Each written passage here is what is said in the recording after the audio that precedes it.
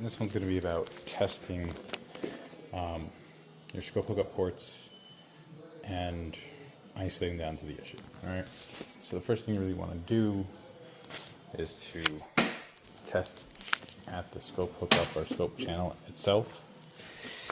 Alright, so each one of these here. So you can use an analog gauge is fine, or a digital if you've got. I've got this guy here that's unfortunately it's got a very small range, so it goes like 3, so it's pretty much worthless for any other application that I have. But turn on, zero it, make sure batteries in, 9-volt batteries in place where you want it, etc.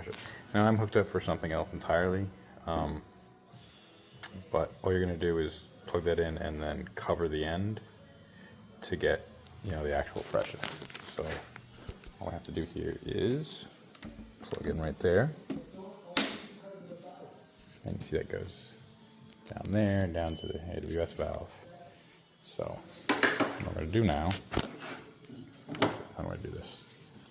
Manual, air, start, cover this. It's telling me I have like nothing. That's really shitty. So the question is it my air valve or is it my 3-way valve? AWS valve.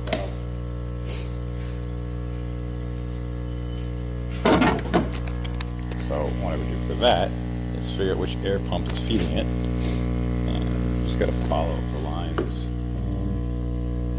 So along the back goes to this first ASW, and then the funny air pump for it. Hose, this guy right here, hose check valve, and it's one of these. Should be this guy here. That's number 1. So take my other hose that I have here, and put that right on. Cover this hose now, and if you look at the gauge, look, I'm almost 6 psi, which means my air pump really isn't my issue on this one. So it means my 3-way valve, this one here, is clogged and nothing's getting through it. Something like this also tells you you've got a bad check valve, because now you're getting water and things through here when you shouldn't be. You look, these filters are all brand new and clean, so it's not a dirty environment issue, it's a bad check valve for that. Right. To remove that, so you're going to take your basin off, see my other video, get down to the valve you're looking for, cut the cable tie, so it's a little blurry, there's a hidden check valve you didn't know about, cut that off. Then there are 2 cap screws underneath.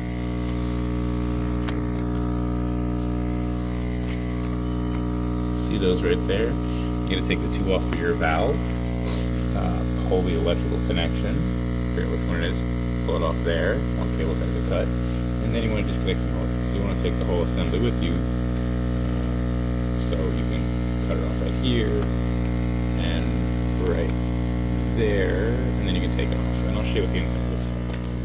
So my preferred method for removing these, cut the cable tie, give it a little twist, so you break any kind of lock, and then I like to heat gun it. Just warm it up, not long, don't melt anything. Just want to heat it just enough so we get that off of there without breaking it. There we go. But, might need a little more heat.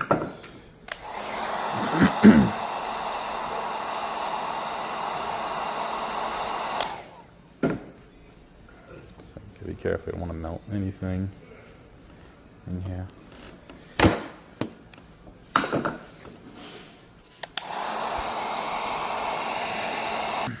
Out. You might still have some liquid in the lines. Don't worry about it, no big deal. All those are off.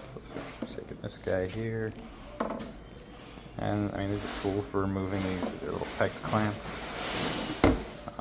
And then there's things you can do, but ultimately the thing just twists back and forth, so you can use a pair of dikes to do that also. And there's our insides. So there's 2 solenoids. There's your water inlet solenoid. There's better access to one of the oscillation pumps. the hidden check valve. If you're replacing the check valves, you should just replace that too. See all the tubing and everything. So you see water comes in, goes over here right to the basin, and also goes around gasolation pump. And pull these two little bolts or screws out from down here. Helps to have a drill with an angled or 90-degree bit holder, and it'll exit bit. Or just from this side, you can disconnect the whole tube. You know, check this tubing. It all feels rubbery, which is nice. If it feels like stiff, then I suggest retubing.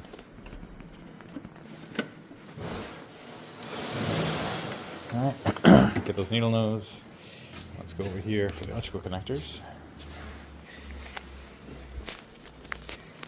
Now, once you cut the two cable ties that are here and back here, you can pull on the wires to see which one goes where. Because it's, you know, one side is, you know, you're positive, the other side you're negative, or you're hot and you're neutral. These are all DC, so one side you're positive, one side you're negative. It doesn't really matter which is which as long as they are separated. And if you look down there on that bridge, that cluster, you'll see somewhere where, I guess you don't see it there. I'll show it to you up here. You can see where these are connected. See that little bridge right there? Make sure you're not plugged in because this thing would all be live. Anyway, as you go down, halfway down there's a break somewhere in there. Separate the two sides for positive and negative. So, yank, yank. There's one. These longer than those, they do come in handy. There we go. And the other wire. And try to pull it all the way through if you're gonna get the whole valve out. This is a real bitch. I mean, you can take the whole thing apart and pull it and leave the coil, but it's really a big pain in the ass.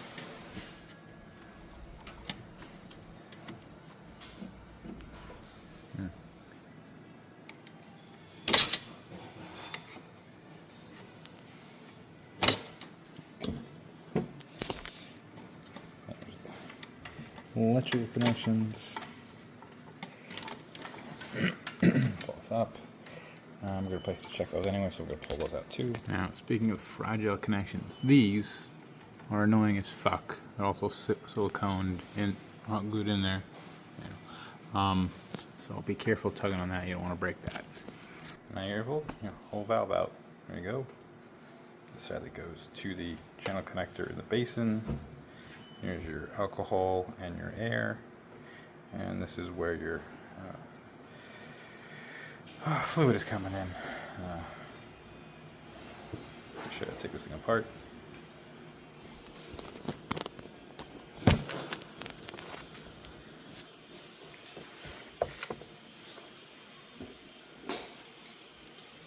Pliers are huge. This is plastic. Just take this off with it. You just gotta crack it and then you can hand it. Look through that hole, make sure that's clear. This one's not. That's where I talk about the filters and hard water as well.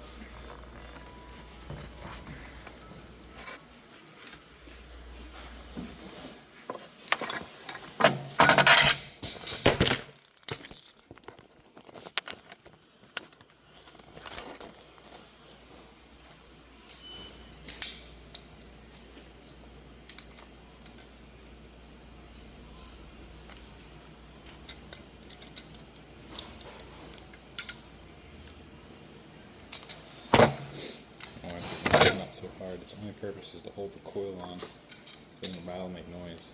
The nut by itself doesn't do anything. It's slowing it down. Bam. Got the stem, not letting go. Quality channel locks. Absolutely. There we go. There's our coil and the spacer. Now this, I'm going to really get this off, get some good channel locks on there, just as I was in before. Twist everything. There's no key that I found. So what do we got here? You see there's a bunch of gunk. I don't see any corrosion from hard water, just gunk like hair and whatever lint from So they're using to wipe things down and clean it. Just blow shit out. Good air compressor.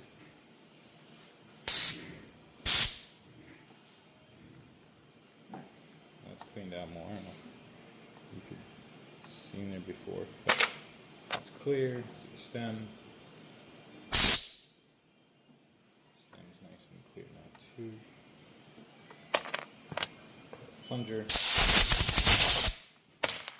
These are the easier ones. Usually I've got corrosion, and then I'm trying to clean this, so it doesn't have to go.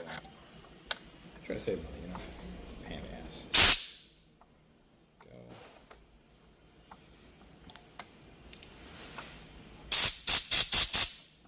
Side. Check valves.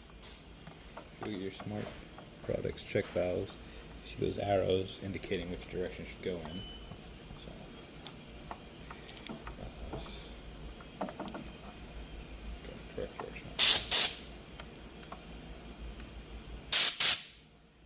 come out. Now check them. If you got air compressor, which is nice, you can put your air gun in there. See if anything comes out.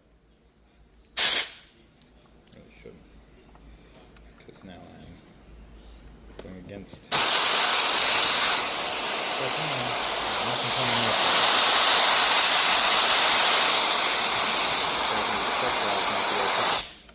Typically you just put it in your mouth and blow through, but so those two are okay. So this one was just dirty. And that crap alone was enough to keep the plunger from moving and for anything getting through. So now this thing should work great. Stem we want to be tight. Definitely give that a twist back. There we go. Spacer. Coil. Remember, this nut just holds the coil in place. It doesn't do anything else, so do not retard tighten this thing. What does he say? Retard strong, retard tight, whatever. Back in the day. Check your threads out. You may need to or want to tape that. There's a little gasket here, but it does wear out. Now that valve should be okay. Now to do it for the other 6. So